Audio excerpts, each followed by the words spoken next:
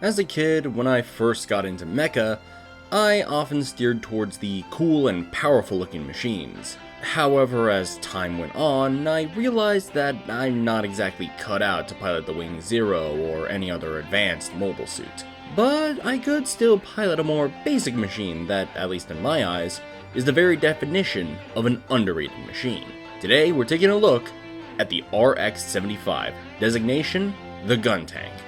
And while it may not be a traditional mobile suit, it certainly is the first mobile suit to come out of the Federation's Operation V, or Operation Victory.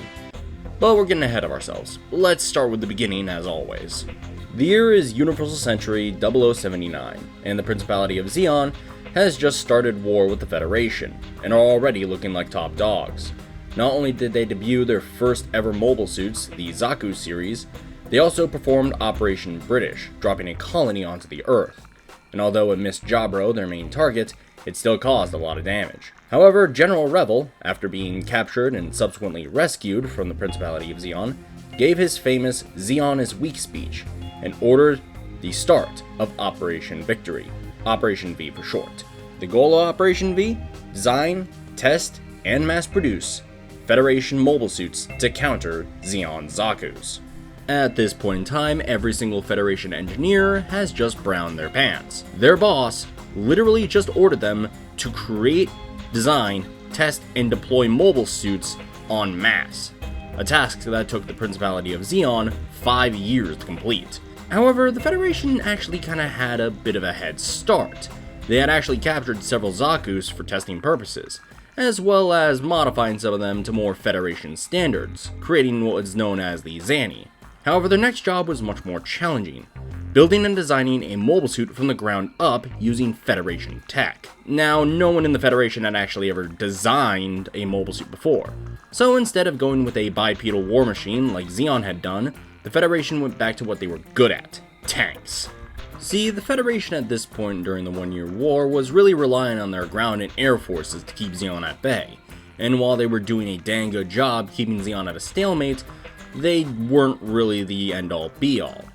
However, before the war, the Federation actually wanted to replace the old Type 61 main battle tank with something called the RTX-44 prototype, a tank prototype that was meant to replace the aging tank fleet but never went anywhere. The designers of Operation V looked at this prototype and started conversion into what we now know as the RX-75 Guntank. Standing 15.6 meters tall at head height, the Guntank is certainly an untraditional design for a mobile suit, having, most notably, treads instead of legs. Even so, this mech had a lot going for it. First, it was the first ever mobile suit to use a hybrid engine design, combining both a traditional diesel-electric engine and a brand new Minovsky ultra-compact fusion reactor, giving it a power output of 878 kilowatts. The second new piece of tech was its armor. The Zaku series of mobile suits at this point in time were using simple enhanced steel to make up its armor plating. The Guntank was the first to test out a new armor material, known as Luna Titanium. As the name suggests, this armor is exclusively produced on the moon, and was not only incredibly durable, but also extremely lightweight compared to any other material at the time. This lightweight armor, combined with the hybrid engine design, could move the Guntank up to 70 kilometers an hour on solid ground.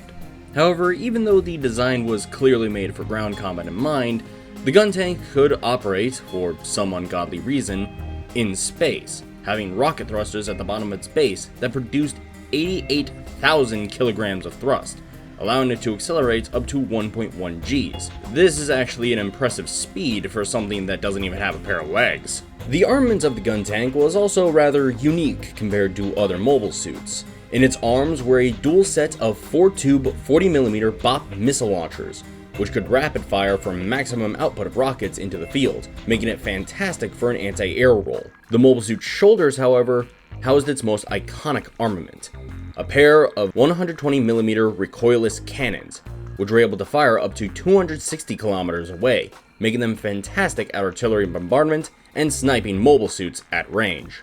Finally, we come to the last feature of the Guntank, and one thing that it shared with all Operation V machines: the core block system. Installed within the mobile suit's torso, a folded up core fighter was mounted so that way, in case the mobile suit was damaged, the core fighter could eject and get all the valuable test data back to base. However, the Guntank was very different in the fact that it not only had the core fighter as a cockpit for the mobile suit, but also had a second cockpit mounted inside of its head. Oftentimes, two pilots would actually pilot the Guntank at the same time, with the cockpit in the head being used for the commander and gunner, while the driver sat in the core block. Now, despite being the first mobile suit created by the Federation at this point in time, it ended up not becoming the Federation's choice mobile suit.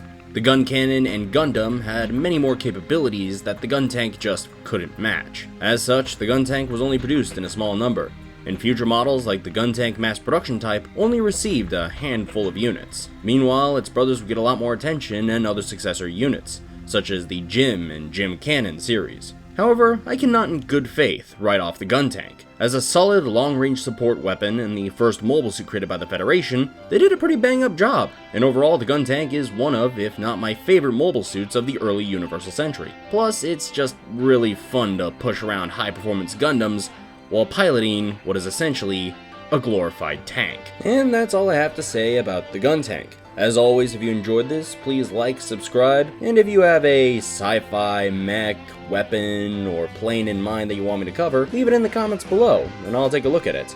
Until next time, this is Nerd Trooper, signing off.